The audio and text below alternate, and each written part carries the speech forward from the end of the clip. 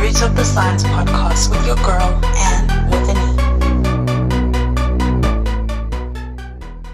Hello, everyone, and welcome back to another episode of the Root of the Science podcast with your girl, Anne with an E. If you are new here, welcome. It's always such a pleasure to have new guests on the show. For the returning fans, thank you so much for tuning in once again. Usual reminder that you can follow this podcast on all social media platforms. You can follow on Instagram, TikTok, and Twitter at Root of the Sci Pod, or you can follow on Facebook and LinkedIn, YouTube as well, using the name The Root of the Science Podcast. Make sure that you also subscribe wherever you listen to a podcast so that you're notified that a new episode is live. Remember that you can also suggest guests for me to talk to. You can do that by sending an email at therootofthesciencepod@gmail.com, or you can send a DM, because we would really love to chat to some really amazing people who are doing really amazing things. Speaking of which, let's get into today's episode. Today, we have a truly amazing guest. Her name is Stephanie Okeyo. She is from Kenya and currently based in Austria. Stephanie is a dynamic force in the world of science communication and engagement. She is not only a student, but also the founder of Under the Microscope, an organization that is dedicated to advancing science and innovation infrastructure in Africa. Let's tune to this wonderful conversation. Let's go. Good morning, Stephanie. Welcome to the show. Thank you, Chisa, for the invite. It is a pleasure to have you on. This interview is years in the making, but I'm so glad that we have finally found the perfect time to do it. I'm so happy to have you on the show. Yeah, I'm so glad to be here. We always say better late than never. Exactly. Yeah. So let's get things off started. We had a chat off air that we are officially in the same time zone. I'm in South Africa. You are in Austria, right? Yeah. But you are originally from Kenya. So tell me how you ended up in Austria and what you're doing there. Just okay. I'm going to summarize this story because I wouldn't want to bore our listeners. So I have a background in microbiology, and then I founded an organization, a science communication organization called Under the Microscope. And within that, since 2019, I have been doing science communication. And what brought me here in Vienna is a science communication fellowship at the International Institute for Systems Analysis. I know it's such a long name, but you could call it IASA. So I'm here for some science communication fellowship, which is a 3-month program, whereby we are in charge of communication products and services for the research institute. That's amazing. And that was a very good summary. So well done. You're a great science communicator. We think so. Yeah, clearly the fellowship is working. Yeah, right. Yes, but it's ahead. a great learning experience, because I think sometimes what I'm seeing or learning is how we do science communication is not like a one hat fit all. How it's done in a research institute is different with how I do it in my organization.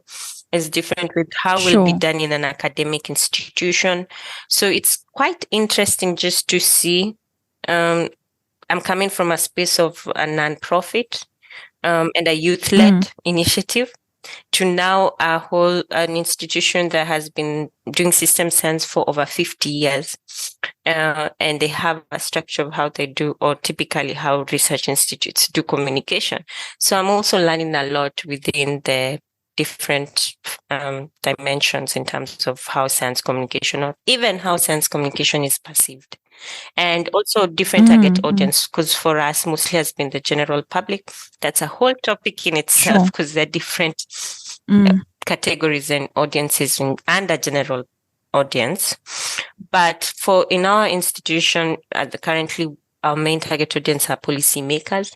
So that's also a different type of audience and new for me. So it's a great learning experience. And I think for any science communicator, someone doing science communication or engagement work would be good to just go to different sectors and see how it's done. It gives you a different lens. Yeah. So that's so true. So during this time, you've mentioned that you've learned that, science communication, the umbrella is very large, right? And there's many subheadings, even under the subheadings. So far, given the fact that you've been able to go from something, let's say, smaller, and like you said, you had a different audience with a general public versus now you're working with policymakers, has this kind of made you feel like this it's given you a little bit of a sample of where you'd potentially like to go to, or you still trying to find where you'd like to go? My friend, I knew for me it's different. I knew exactly where I wanted to be, which is generally I wanted science to make sense for people, general public. Because at the end of the day, we do research for two purposes. Is either, first of all, to satisfy our curiosity, and the second one is for the to improve people's lives and planetary health. So at the end of the day, if we are not doing that, we are failing as a scientific community. So always at the end of the day, even if you look at how, if your audience is policy, it's always to affect still people. So for me, always my science, wherever I end, it deals with people. And that's why I will not, I see the relevance of policymakers more than ever, because at the end of the day, majority of the work, if you see what we do between here and until it becomes or affects policy, is advocacy or education. But at the end of the day, it needs to affect policy. So my audiences will change depending also with the context I'm in and the project. But general audience for sure will always still be a target audience I have very keen interest in. But I do see also the vital importance of engagement with policymakers. Because ultimately they're the ones who make the decisions, right? No, and also academia. So students, I think it's also a group that we really leave out. So people in higher education who are just coming into the science or research space, they influence you. With that will be good because they influence somehow which their research interest areas, how they see research, how they approach research. Do they have a participatory approach to it? So I think it's a field we never really think about students or people in higher education, but just early career researchers or scientists. It's also an area of interest because they're the ones who are coming into the pipeline or are in the pipeline, but somewhere still far. Yeah. Speaking on your mission, which is doing science communication for people, you mentioned that you started your own, organization. You are the founder of the Under the Microscope. Now you're doing your fellowship and you're potentially going to do your master's. So where is the intersection with all of these things, and how do they all fit into the overall mission of what you want to do? I always, I'm going to give a shout out to this, whatever I'm going to say to my friend, because he always says, you give all your story. And it goes back to why did I start science? Or why did I not start, but get into science? Yes. I think it was because I lost my parent, my mother, due to poor diagnosis. And I think at a young age of 13, I was like, I want to be somewhere in health, somewhere health related, but I did not want one with a lot of chemistry, the irony. And so I got into science not because it only interested me or sparked interest because I felt like it could make a difference. But when I got now really into it, I felt like a big disconnect when I was talking to my friends about, at that time I was doing an internship, the things we were doing at the research institute. And I could say, they were like very surprised with some of the things we were talking about. And I'm going to be specific, it was about genital warts, which is a sexually transmitted disease. And almost every sexually active person has had it in their life. So you see just normal conversations that relate to the activities, day-to-day life. People really were interested but didn't have information about it. And then the other thing is that people didn't know what the research institute was doing or even it existed. So I started realizing, okay, it's like having a Ferrari and putting it in a garage, not driving it.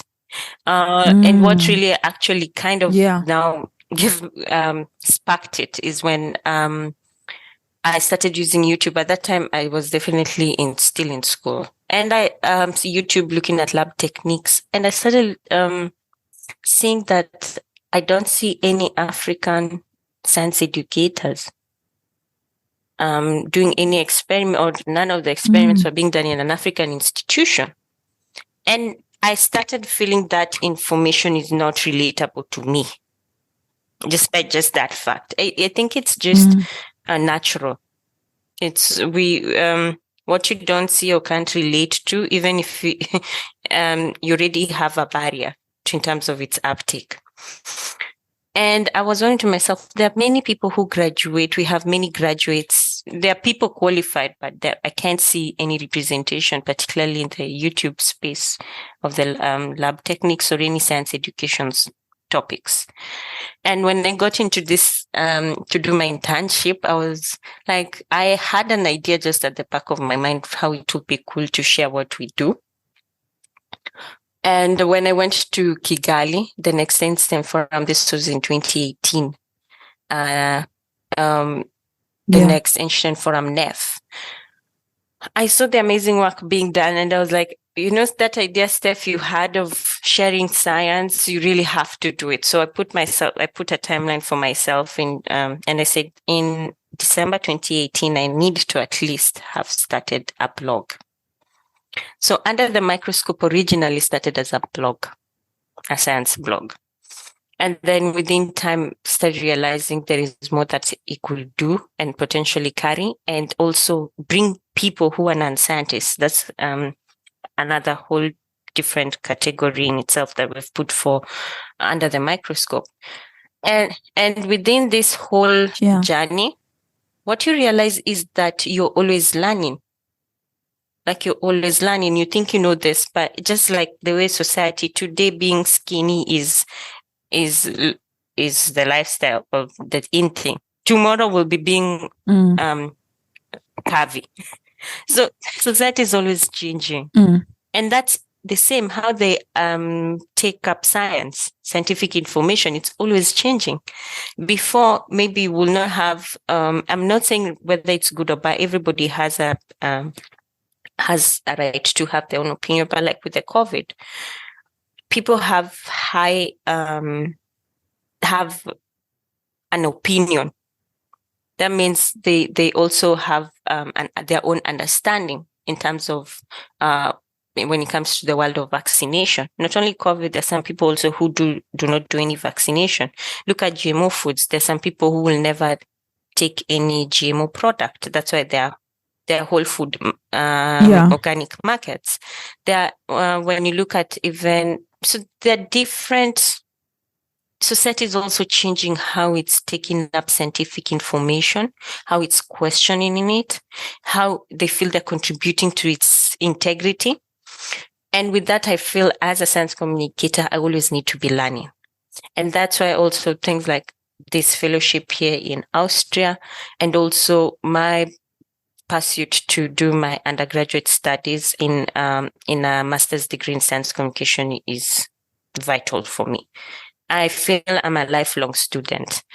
and that you only do it by doing it, which I have been doing through my organization, but also having an academic lens to it. Because one of the major barriers in our space, even Chase, of what you do, is that there's not so much research or evidence in our work. So it is really usually even hard to articulate its impact and also articulate the structures required to facilitate or strengthen it, because there's just no or limited research. So that's why I'm very keen in expanding into fellowships, and also right now, hopefully in October at Imperial London College, to join my master's program in science communication. Amazing, Steph. Amazing. And let's talk about this potential of you going to study your science communication to further expand your skills, because you're clearly very passionate about what you want to do. So I know on social media you are currently fundraising for it, and we're gonna attach the link in the show notes for that to help. But I just wanted to give you a moment to tell people why we should help you, and what you hope to achieve after you've completed your master's program. It's interesting how you put it, because when you were talking about it, just made me realize this is also another stage of school of life for me. Because I think it's as I say, the main reason for me going to school is to learn and to see how I can mainly contribute within this space of science education, science literacy, public science engagement. You call it, there are many names. Yeah. And when I got this, I had applied for a full scholarship. Had applied for the Chevening and the Commonwealth, but I did not get it. And then at some point, I also applied for the Great Award, which is done in collaboration with the universities and British Council. And I got it. And at some point, it hit me that sometimes, and I'm speaking to anyone who is applying for higher education, and you're waiting for that full scholarship, or you're waiting for that perfect fit or moment to get started. And for me, when I got that Great Award, I was like, you know what, Steph, a window has opened. You should take up the chance. And I was not even comfortable at first. I'm speaking, this is my personal preference or just my experience. I was not comfortable with the thought of even fundraising, because just with my upbringing, asking sometimes is difficult. But one thing I realized is sometimes everyone needs support. Everyone needs to ask for help. Yeah. And this is my way of getting to that point in life, saying, I need to ask for help. I need help. And they always say the best journeys are not the easiest. So for me, it's weird when things are really difficult. I feel like there's something good at the end. I just need to hold on to it. And it's not been easy. So I opened a GoFundMe to fundraise at least for my tuition fee. Because also going abroad to as an international student is also not easy. I'm sure some of your readers can completely, especially if you're self-funded in a way. So I hope just people putting trust in me and seeing the purpose of why I'm going to school. Because for me, I feel it's more than my self-growth. It trickles down to my organization, the work I do at my organization, trickles down to how also the projects we engage in, the other projects also I support, and also the other people who hopefully I will mentor in the coming years. So I see this as an opportunity to have a trickle-down effect through an individual. And I hope with all the people who've supported me so far and hopefully will support me, see that. And that's how, for me, is my contribution. And I hope also at the end I do the same for someone else, because I'm understanding now this struggle, particularly with fundraising for education. And I think fundraising for education is a little bit hard because it doesn't have that much of an agency. So people who really put their money in this do believe in an individual. Yeah. Because as we know, life is becoming a little bit difficult with many barriers, especially financially. So I do really appreciate anyone who puts in their money, whatever amount it is. No, Steph, we really wish you all of the best. And like you said, sometimes it's important to say, hey, I need some help. And I think you kind of get taken away sometimes that your help could come from the one person or people who you'd have never expected. And sometimes strangers are the people who really, really help you, not to minimize any of your circle or anything like that. But I think putting yourself out there and just saying, listen, I need some help. And honestly, a little goes a long way. And I hope people are inspired and are motivated to help you in any big or small way that they can. And you are so deserving and you're so worthy, with your mission and what you intend to do.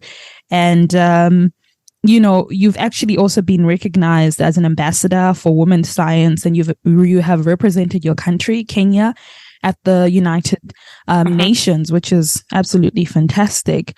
And this obviously links with your passion again for doing, with another passion of yours, rather, which is empowering young girls in the science space and for advocating for gender equality. So, this is such an important role. And how do you approach this advocacy? Because I think this is also an extension of who you are. First of all, thank you so much for those kind words. I really appreciate I think when it comes to the aspect of gender equality in science, I'm going to say in science, and particularly still in education for me, because I think there are no women in science if not all girls have access to basic education. So when we talk about science, we also need to talk about education, which in some contexts, that's not the reality for some people, be it either due to cultural reasons, to socioeconomic issues, or even with war-related factors. So, as I said before, like for me, my mother has always been an inspiration for me. So, the aspect of a woman has always played a key part of who I've become. And as time went by, when I started Under the Microscope and started going to spaces and trying to write about things, I realized I couldn't name even 5 African female scientists I looked up to. I'm like, okay. I started seeing the gap within myself, first of all. I'm outgoing and all this, but I can't really see women in these spaces. Just the same way in YouTube, I couldn't see African science educators. In this space, I couldn't really pinpoint the ones that I know of. And I could say I'm really inspired. There is a difference when you really know someone and when you know someone. I know I've used the same term, but I hope you get what I mean. No, get it. And I kind of realize, what, we're doing amazing stuff, but also women are not really highlighted in this space. And one part that I've even forgotten is I could not have started Under the Microscope if it wasn't for one woman who was ended up now being my supervisor. And she said, I don't know what you're doing, but I like it. and she's happy to support me where she can. And she held my hand. Writing, she sends back recommendation letter. And I think for anyone in whatever, beyond even science communication, you need to start looking at who's your support system. So for me, women have, and there are many more that I have not mentioned, but women have played a big role in building me up. And being in a space and not seeing women also showed me that there is a problem here, or there is a gap, or there's something that needs to be done. And the more you get into it and you interact with schools, because I interact with schools even in pastoral areas, in areas that still practice female genital mutilation, you realize you're quite privileged. We are quite privileged. While we're speaking of more women, having more women in science, some people are still not going to school beyond primary or high school. They're married off, or due to other situations, many factors. So I have always been keen in terms of encouraging or creating support system, especially working with schools, and in the schools working with teachers, and the teachers work with parents. I know it's such a long chain, but in a way, encourage all students to go to school first, and then start showing more female scientists in these spaces. And even by just seeing me is still an example. Sometimes you think you need to do something very fancy to impact, but you just need to relate it. And authentic is a whole other debate in itself.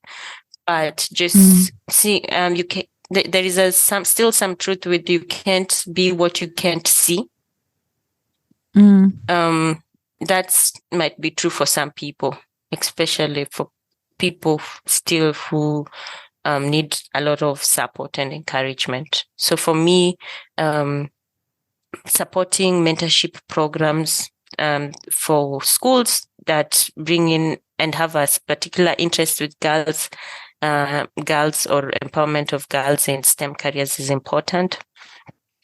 So supporting mentorship spaces has been important for me, highlighting in international spaces and regional spaces. African women's work has also been very keen for me in my work. And in that way, it's a drop in the ocean, but I feel creates a space of more awareness.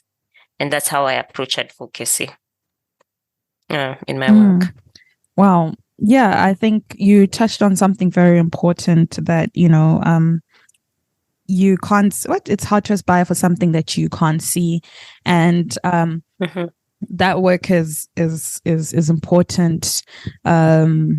Not like even from an African perspective, and I resonate with that, and that's why I also do what I do, and I'm glad that you do what you do, and this just further resonates the wonderful conversation that we've had, and we understand the genesis of why you do what you do, where you aspire to go to, Steph. And it's been so amazing having you on and having you share your story. And I wish you all of the best in everything that you are going to do, because you are. I know you. If there's one person who can, I know it's you. So thank you so much for chatting with me today. It's been such a pleasure having you on. Thank you so much, Chisa. And it's amazing what you're doing here. As I said, it might, for some people in another level, seem micro, but also just giving a voice to different people with different passions is amazing. And I think one thing I would like to leave with anyone hearing me is it's also okay not to know what you want or what you're doing. When I started, I didn't even know this is called science communication. Yeah. So we live in a world that we always want to know things specific. We are afraid of stepping in the unknown, or we're afraid of falling or failing. So I think whatever your passion is in whatever field, or even it is okay not to know, but it is okay not to do something about it. You just need to try. The only way we live in a microwave generation. You just have to do. Yeah. That's so true. Thank you for this. That's so true. Like, same. I didn't know what this was. I didn't even know it had a name. And you tend to see, like you said, that when you start, you meet people who are doing the same thing and you get affirmed. You're like, oh my goodness, this is something that I can do. And you hear other people's stories and they give you a roadmap. And I firmly believe just start where you are. I think that is, I know sometimes we can say it from a place of privilege, but that risk aspect, like you said earlier, that sometimes it goes hard, it gets hard, but if you hold on, there's something good that can actually come out from this. And I firmly believe that is true, that there might be hard times, but something good is going to come out from it. It just requires the ability to endure sometimes. It's all about resilience.